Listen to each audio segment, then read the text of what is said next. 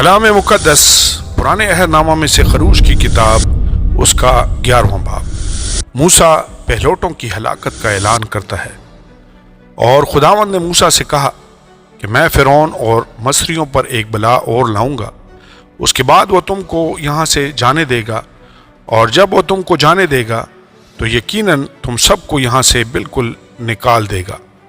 سو اب تو لوگوں کے کان میں یہ بات ڈال دے کہ ان میں سے ہر شخص اپنے پڑوسی اور ہر عورت اپنی پڑوسن سے سونے چاندی کے زیور لے۔ اور خداوند نے ان لوگوں پر مصریوں کو مہربان کر دیا، اور یہ آدمی موسیٰ بھی ملک مصر میں فرعون کے خادموں کے نزدیک اور ان لوگوں کی نگاہ میں بڑا بزرگ تھا۔ اور موسیٰ نے کہا کہ خداوند یوں فرماتا ہے کہ میں آدھی رات کو نکل کر مصر کے بیچ میں جاؤں گا، اور ملک مصر کے سب پہلوٹے، فرعون جو تخت پر بیٹھا ہے اس کے پہلوٹے سے لے کر وہ لونڈی جو چکی پیستی ہے اس کے پہلوٹے تک، اور سب چوپایوں کے پہلوٹے مر جائیں گے۔ اور سارے ملک مصر میں ایسا بڑا ماتم ہوگا جیسا نہ کبھی پہلے ہوا اور نہ کبھی ہوگا۔ لیکن اسرائیلیوں میں سے کسی پر خواہ انسان ہو خواہ حیوان ایک کتا بھی نہیں بھونکے گا، تاکہ تم جان لو کہ خداوند مصریوں اور اسرائیلیوں میں کیسا فرق کرتا ہے۔ اور تیرے یہ سب نوکر میرے پاس آ کر میرے آگے سرنگوں ہوں گے اور کہیں گے کہ تو بھی نکل، اور تیرے سب پیرو بھی نکلیں۔ اس کے بعد میں نکل جاؤں گا۔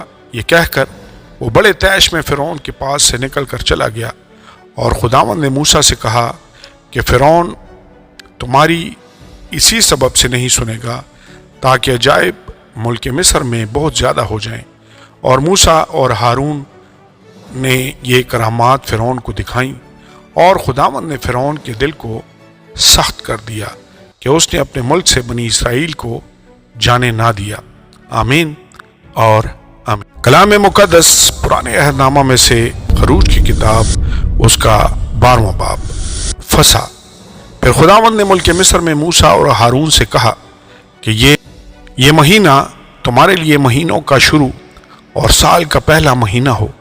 پس اسرائیلیوں کی ساری جماعت سے یہ کہہ دو کہ اسی مہینے کے 10ویں دن ہر شخص اپنے آبائی خاندان کے مطابق گھر پیچھے ایک برہ لے، اور اگر کسی کے گھرانے میں برہ کو کھانے کے لیے آدمی کم ہوں تو وہ اور اس کا ہمسایہ جو اس کے گھر کے برابر رہتا ہو دونوں مل کر نفری کے شمار کے موافق ایک برہ لے رکھیں۔ تم ہر ایک آدمی کے کھانے کی مقدار کے مطابق برہ کا حساب لگانا۔ تمہارا برہ بے عیب اور یکسالہ نر ہو، اور ایسا بچہ یا تو بھیڑوں میں سے چن کر لینا یا بکریوں میں سے، اور تم اسے اس مہینے کی 14ویں تک رکھ چھوڑنا۔ اور اسرائیلیوں کے قبیلوں کی ساری جماعت شام کو اسے ذبح کرے، اور تھوڑا سا خون لے کر جن گھروں میں وہ اسے کھائیں ان کے دروازوں کے دونوں بازوؤں اور اوپر کی چوکھٹ پر لگا دیں، اور وہ اس کے گوشت کو اسی رات آگ پر بھون کر بے خمیری روٹی اور کڑوے ساگ پات کے ساتھ کھا لیں۔ اسے کچا یا پانی میں ابال کر ہرگز نہ کھانا، بلکہ اس کو سر اور پائے اور اندرونی اعضاء سمیت آگ پر بھون کر کھانا، اور اس میں سے کچھ بھی صبح تک باقی نہ چھوڑنا۔ اور اگر کچھ اس میں سے صبح تک باقی رہ جائے تو اسے آگ میں جلا دینا۔ اور تم اسے اس طرح کھانا، اپنی کمر باندھے اور اپنی جوتیاں پاؤں میں پہنے اور اپنی لاٹھیاں ہاتھ میں لیے ہوئے۔ تم اسے جلدی جلدی کھانا، کیونکہ یہ فسح خداوند کی ہے۔ اس لیے کہ میں اس رات ملک مصر میں سے ہو کر گزروں گا، اور انسان اور حیوان کے سب پہلوٹوں کو جو ملک مصر میں ہیں ماروں گا، اور وہ مصر کے سب دیوتاؤں کو بھی سزا دوں گا۔ میں خداوند ہوں، اور جن گھروں میں تم ہو ان پر وہ خون تمہاری طرف سے نشان ٹھہرے گا، اور میں اس خون کو دیکھ کر تم کو چھوڑتا جاؤں گا۔ اور جب میں مصریوں کو ماروں گا تو وبا تمہارے پاس پھنکنے کی بھی نہیں کہ تم کو ہلاک کرے۔ اور وہ دن تمہارے لیے ایک یادگار ہوگا، اور تم اس کو خداوند کی عید کا دن سمجھ کر ماننا۔ تم اسے ہمیشہ کی رسم کر کے اس دن کو نسل در نسل عید کا دن ماننا۔ بے خمیری روٹی کی عید۔ 7 دن تک تم بے خمیری روٹی کھانا، اور پہلے ہی دن سے خمیر اپنے اپنے گھر سے باہر کر دینا، اس لیے کہ جو کچھ پہلے دن سے 7ویں دن تک خمیری روٹی کھائے وہ شخص اسرائیل میں سے کاٹ ڈالا جائے گا۔ اور پہلے دن تمہارا مقدس مجمع ہو اور 7ویں دن بھی مقدس مجمع ہو، ان دونوں دنوں میں کوئی کام نہ کیا جائے سوز کھانے کے جسے ہر ایک آدمی کھائے، فقط یہی کیا جائے۔ اور تم بے خمیری روٹی کی یہ عید منانا، کیونکہ میں اسی دن تمہارے جتھوں کو ملک مصر سے نکال لوں گا، اس لیے تم اس دن کو ہمیشہ کی رسم کر کے نسل در نسل ماننا۔ پہلے مہینے کی 14ویں تاریخ کی شام سے 21ویں تاریخ کی شام تک تم بے خمیری روٹی کھانا، 7 دن تک تمہارے گھروں میں کچھ بھی خمیر نہ ہو، کیونکہ جو کوئی کسی خمیری چیز کو کھائے وہ خواہ مسافر ہو خواہ اس کی پیدائش اسی ملک کی ہو، اسرائیل کی جماعت سے کاٹ ڈالا جائے گا۔ تم کوئی خمیری چیز نہ کھانا بلکہ اپنی سب بستیوں میں بے خمیری روٹی کھانا۔ پہلی فصح۔ تب موسیٰ نے اسرائیل کے سب بزرگوں کو بلوا کر ان کو کہا، اپنے اپنے خاندان کے مطابق ایک برہ نکال رکھو اور یہ فصح کا برہ ذبح کرنا، اور تم زوفے کا ایک گچھا لے کر اس خون میں جو باسن میں ہوگا ڈبونا، اور اسی باسن کے خون میں سے کچھ اوپر کی چوکٹ اور دروازہ کے دونوں بازوؤں پر لگا دینا، اور تم میں سے کوئی صبح تک اپنے گھر کے دروازہ سے باہر نہ جائے، کیونکہ خداوند مصریوں کو مارتا ہوا گزرے گا، اور جب خداوند اوپر کی چوکٹ اور دروازہ کے دونوں بازوؤں پر خون دیکھے گا تو وہ اس دروازہ کو چھوڑ جائے گا اور ہلاک کرنے والے کو تم کو مارنے کے لیے گھر کے اندر آنے نہ دے گا۔ اور تم اس بات کو اپنے اور اپنی اولاد کے لیے ہمیشہ کی رسم کر کے ماننا، اور جب تم اس ملک میں جو خداوند تم کو اپنے وعدہ کے موافق دے گا داخل ہو جاؤ تو اس عبادت کو برابر جاری رکھنا، اور جب تمہاری اولاد تم سے پوچھے کہ اس عبادت سے تمہارا مقصد کیا ہے تو تم یہ کہنا کہ یہ خداوند کی فصح کی قربانی ہے جو مصر میں مصریوں کو مارتے وقت بنی اسرائیل کے گھروں کو چھوڑ گیا اور یوں ہمارے گھروں کو بچا لیا۔ تب لوگوں نے سر جھکا کر سجدہ کیا، اور بنی اسرائیل نے جا کر جیسا خداوند نے موسیٰ اور ہارون کو فرمایا تھا ویسا ہی کیا۔ پہلوٹوں کی موت۔ اور آدھی رات کو خداوند نے ملک مصر کے سب پہلوٹوں کو فرعون جو اپنے تخت پر بیٹھا تھا اس کے پہلوٹے سے لے کر وہ قیدی جو قید خانہ میں تھا اس کے پہلوٹے تک، بلکہ چوپایوں کے پہلوٹوں کو بھی ہلاک کر دیا۔ اور فرعون اور اس کے سب نوکر اور سب مصری رات ہی کو اٹھ بیٹھے، اور مصر میں کوہرام مچا، کیونکہ ایک بھی ایسا گھر نہ تھا جس میں کوئی نہ مرا ہو۔ تب اس نے رات ہی رات میں موسیٰ اور ہارون کو بلوا کر کہا کہ تم بنی اسرائیل کو لے کر میری قوم کے لوگوں میں سے نکل جاؤ، اور جیسا کہتے ہو جا کر خداوند کی عبادت کرو، اور اپنے کہنے کے مطابق اپنی بھیڑ بکریاں اور گائے بیل بھی لیتے جاؤ، اور میرے لیے بھی دعا کرنا۔ اور مصری ان لوگوں سے بجد ہونے لگے تاکہ ان کو ملک مصر سے جلد باہر چلتا کریں، کیونکہ وہ سمجھے کہ ہم سب مر جائیں گے۔ سو ان لوگوں نے اپنے گندے گندائے آٹے کو بغیر خمیر دیے لنگنوں سمیت کپڑوں میں باندھ کر اپنے کندھوں پر دھر لیا، اور بنی اسرائیل نے موسیٰ کے کہنے کے موافق یہ بھی کیا کہ مصریوں سے سونے چاندی کے زیور اور کپڑے مانگ لیے، اور خداوند نے ان لوگوں کو مصریوں کی نگاہ میں ایسی عزت بخشی کہ جو کچھ انہوں نے مانگا انہوں نے دیا، سو انہوں نے مصریوں کو لوٹ لیا۔ اسرائیلی مصر سے نکلتے ہیں۔ اور بنی اسرائیل نے رامسیس سے سکات تک پیدل سفر کیا، اور بال بچوں کو چھوڑ کر وہ کچھ 6 لاکھ مرد تھے، اور ان کے ساتھ ایک ملی جلی گروہ بھی گئی، اور بھیڑ بکریاں اور گائے بیل اور بہت چوپائے ان کے ساتھ تھے، اور انہوں نے اس گندے ہوئے آٹے کی جسے وہ مصر میں سے لائے تھے بے خمیری روٹیاں پکائیں، کیونکہ وہ اس میں خمیر دینے نہ پائے تھے، اس لیے کہ وہ مصر سے ایسے جبراً نکال دیے گئے کہ وہاں ٹھہر نہ سکے اور نہ کچھ کھانا اپنے لیے تیار کرنے پائے۔ اور بنی اسرائیل کو مصر میں بود و باش کرتے ہوئے 430 برس ہوئے تھے، اور ان 430 برسوں کے گزر جانے پر ٹھیک اسی روز خداوند کا سارا لشکر ملک مصر سے نکل گیا۔ یہ وہ رات ہے جسے خداوند کی خاطر ماننا بہت مناسب ہے، کیونکہ اس میں وہ ان کو ملک مصر سے نکال لایا۔ خداوند کی یہ وہی رات ہے جسے لازم ہے کہ بنی اسرائیل نسل در نسل خوب منائیں۔ فسح کے لیے ضوابط۔ پھر خداوند نے موسیٰ اور ہارون سے کہا کہ فسح کی رسم یہ ہے کہ کوئی بیگانہ اسے نہ کھانے پائے، لیکن اگر کوئی شخص کسی کا زرخرید غلام ہو اور تو نے اس کا ختنہ کر دیا ہو تو وہ اسے کھائے، پر اجنبی اور مزدور اسے کھانے نہ پائے، اور اسے ایک ہی گھر میں کھائیں، یعنی اس کا ذرا بھی گوشت گھر سے باہر نہ لے جانا، اور نہ تم اس کی کوئی ہڈی توڑنا۔ اسرائیل کی ساری جماعت اس پر عمل کرے۔ اور اگر کوئی اجنبی تیرے ساتھ مقیم ہو اور خداوند کی فسح کو ماننا چاہتا ہو تو اس کے ہاں کے سب مرد اپنا ختنہ کرائیں، تب وہ پاس آ کر فسح کرے، یوں وہ ایسا سمجھا جائے کہ گویا اسی ملک کی اس کی پیدائش ہے، پر کوئی نامختون آدمی اسے کھانے نہ پائے۔ وطنی اور اس اجنبی کے لیے جو تمہارے بیچ مقیم ہو ایک ہی شریعت ہوگی۔ پس سب بنی اسرائیل نے جیسا خداوند نے موسیٰ اور ہارون کو فرمایا ویسا ہی کیا، اور ٹھیک اسی روز خداوند بنی اسرائیل کے سب جتھوں کو ملک مصر سے نکال لے گیا۔ آمین اور آمین۔ کلام مقدس پرانے عہد نامہ میں سے خروج کی کتاب، اس کا باب نمبر 13، اسرائیلی پہلوٹوں کی مخصوصیت۔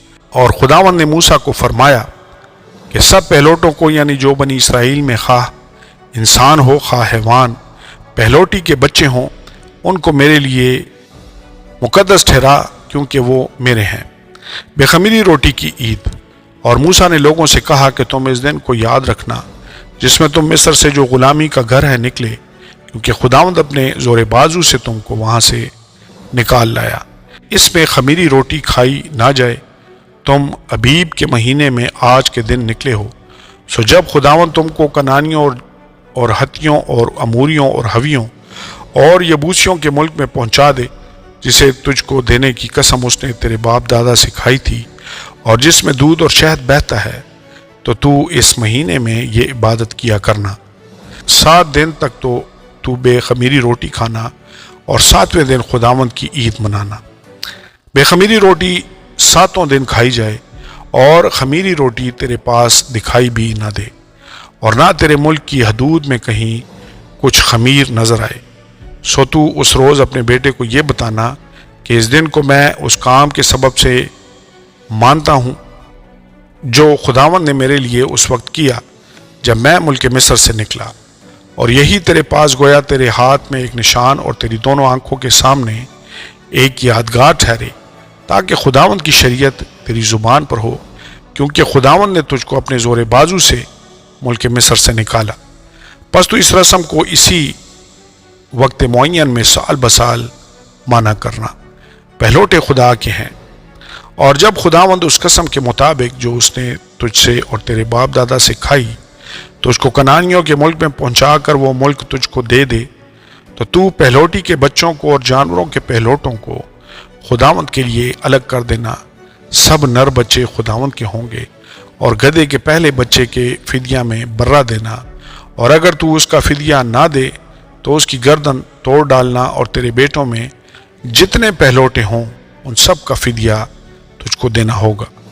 اور جب آئندہ زمانہ میں تیرا بیٹا تجھ سے سوال کرے کہ یہ کیا ہے، تو اسے یہ جواب دینا کہ خداوند ہم کو مصر سے جو غلامی کا گھر ہے بزور بازو نکال لایا، اور جب فرعون نے ہم کو جانے دینا نہ چاہا تو خداوند نے ملک مصر میں انسان اور حیوان دونوں کے پہلوٹے مار دیے، اس لیے کہ میں جانوروں کے سب نر بچوں کو جو اپنی اپنی ماں کے رحم کو کھولتے ہیں خداوند کے آگے قربان کرتا ہوں، لیکن اپنے بیٹوں کے سب پہلوٹوں کا فدیہ دیتا ہوں۔ اور یہ تیرے ہاتھ پر ایک نشان اور تیری پیشانی پر ٹیکوں کی مانند ہو، کیونکہ خداوند اپنے زور بازو سے ہم کو مصر سے نکال لایا۔ بادل کا ستون اور آگ کا ستون۔ اور جب فرعون نے ان لوگوں کو جانے کی اجازت دے دی تو خدا ان کو فلسطینیوں کے ملک کے راستہ سے نہیں لے گیا، اگرچہ ادھر سے نزدیک پڑتا، کیونکہ خدا نے کہا ایسا نہ ہو کہ یہ لوگ لڑائی بڑھائی دیکھ کر پچھتانے لگیں اور مصر کو لوٹ جائیں، بلکہ خدا ان کو چکر کھلا کر بحر کلزم کے بیابان کے راستہ سے لے گیا، اور بنی اسرائیل ملک مصر سے مسلح نکلے تھے، اور موسیٰ یوسف کی ہڈیوں کو ساتھ لیتا گیا، کیونکہ اس نے بنی اسرائیل سے یہ کہہ کر کہ خدا ضرور تمہاری خبر لے گا۔ اس بات کی سخت قسم لے لی تھی کہ تم یہاں سے میری ہڈیاں اپنے ساتھ لیتے جانا۔ اور انہوں نے سکات سے کوچ کر کے بیابان کے کنارے ایتام میں ڈیرا کیا، اور خداوند ان کو دن کو راستہ دکھانے کے لیے بادل کے ستون میں، رات کو روشنی دینے کے لیے آگ کے ستون میں ہو کر ان کے آگے آگے چلا کرتا تھا، تاکہ وہ دن اور رات دونوں میں چل سکیں۔ وہ بادل کا ستون دن کو اور آگ کا ستون رات کو ان لوگوں کے آگے سے ہٹتا نہ تھا۔ آمین اور آمین۔ کلام مقدس پرانے عہد نامہ میں سے خروج کی کتاب، اس کا 14واں باب، بحیرہ کلزم کے پار جانا۔ اور خداوند نے موسیٰ سے فرمایا، بنی آدم کو حکم دے کہ وہ لوٹ کر مجدار اور سمندر کے بیچ فی ہحیروت کے مقابل بال صفون کے آگے ڈیرے لگائیں۔ اسی کے آگے سمندر کے کنارے کنارے ڈیرے لگانا۔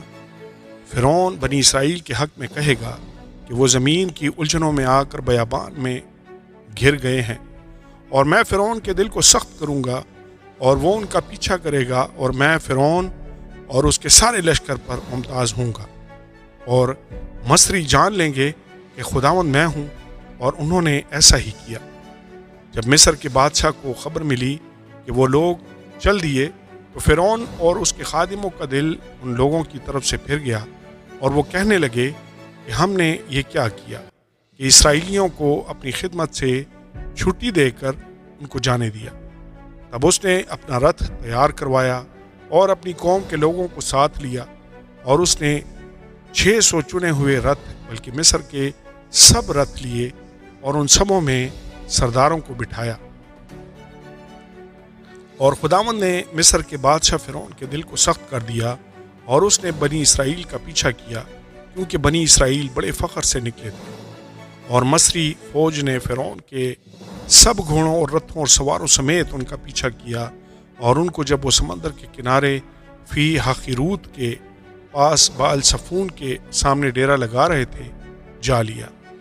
اور جب فرعون نزدیک آ گیا، تب بنی اسرائیل نے آنکھ اٹھا کر دیکھا کہ مصری ان کا پیچھا کیے چلے آتے ہیں، اور وہ نہایت خوف زدہ ہو گئے۔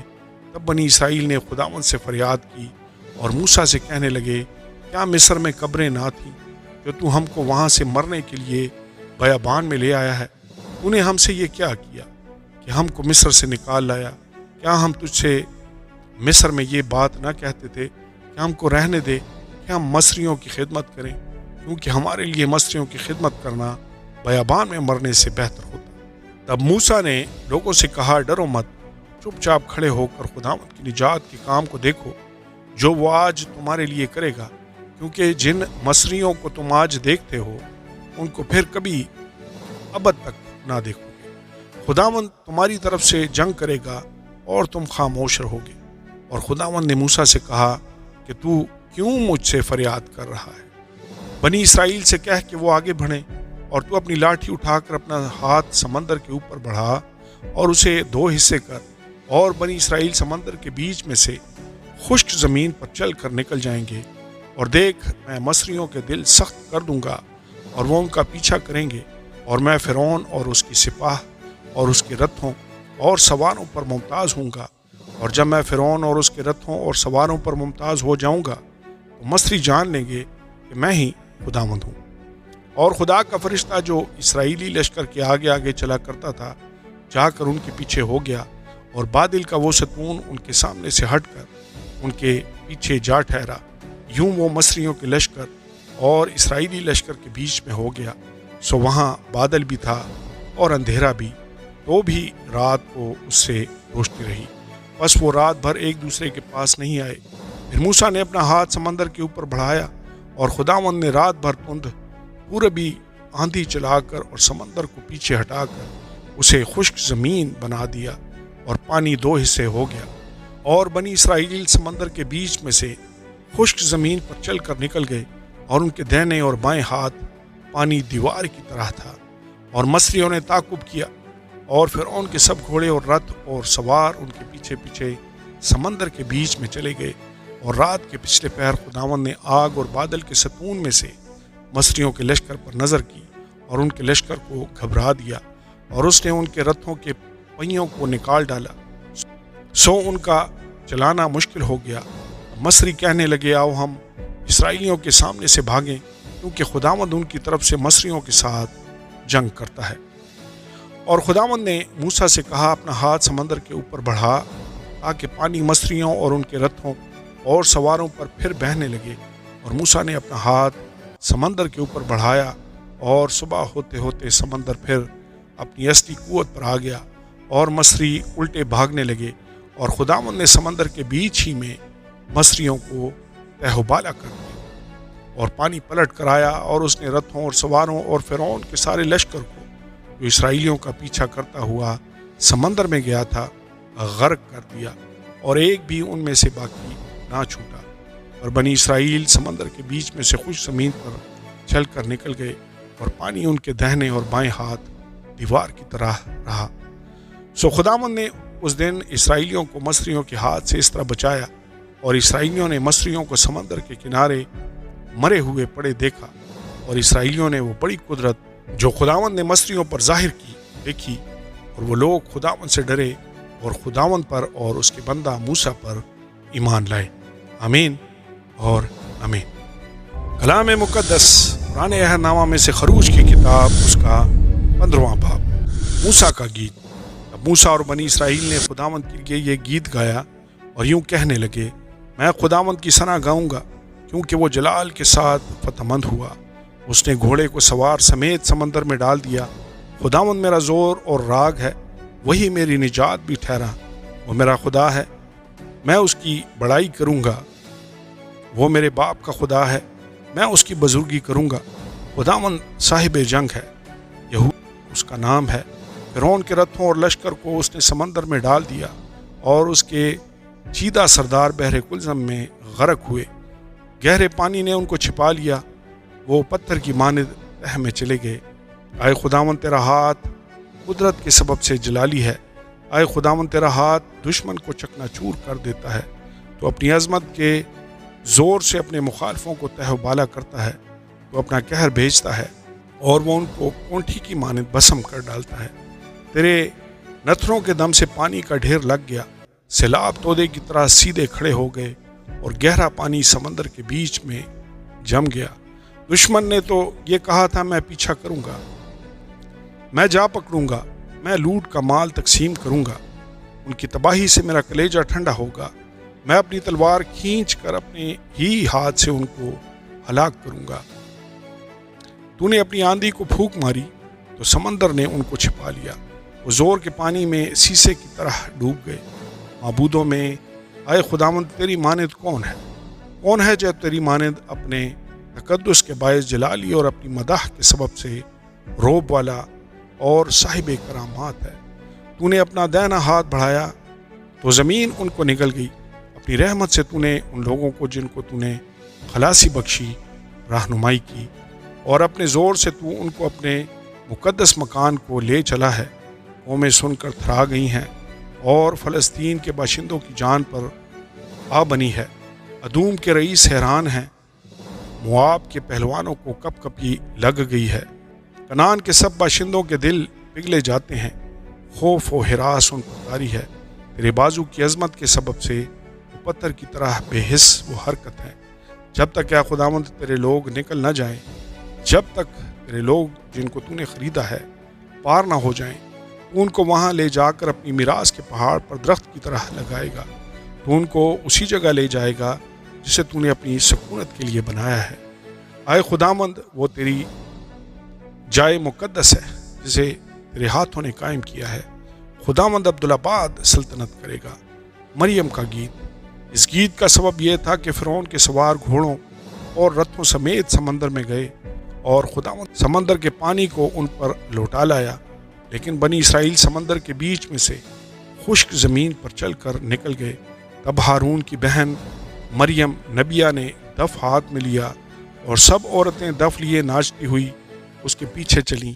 और मरियम उनके गाने के जवाब में ये गाती थी, खुदावंद की हम्द व सना गाओ, क्योंकि वो जलाल के साथ फतहमंद हुआ है। उसने घोड़े को उसके सवार समेत समंदर में डाल दिया है। कड़वा पानी।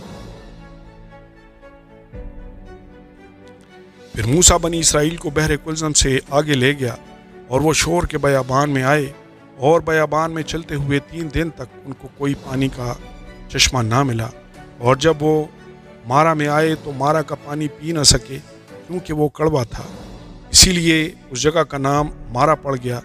تب وہ لوگ موسیٰ پر بڑبڑا کر کہنے لگے کہ ہم کیا پئیں؟ اس نے خداوند سے فریاد کی۔ خداوند نے اسے ایک پیڑ دکھایا جسے جب اس نے پانی میں ڈالا تو پانی میٹھا ہو گیا۔ وہیں خداوند نے ان کے لیے ایک آئین اور شریعت بنائی، اور وہیں یہ کہہ کر ان کی آزمائش کی کہ اگر تو دل لگا کر خداوند اپنے خدا کی بات سنے اور وہی کام کرے جو اس کی نظر میں بھلا ہے، اور اس کے حکموں کو مانے اور اس کے آئین پر عمل کرے، تو میں ان بیماریوں میں سے جو میں نے مصریوں پر بھیجی تجھ پر کوئی نہ بھیجوں گا، کیونکہ میں خداوند تیرا شافی ہوں۔ پھر وہ ایلیم میں آئے جہاں پانی کے 12 چشمے اور کھجور کے 70 درخت تھے، اور وہیں پانی کے قریب انہوں نے اپنے ڈیرے لگائے۔ آمین اور آمین۔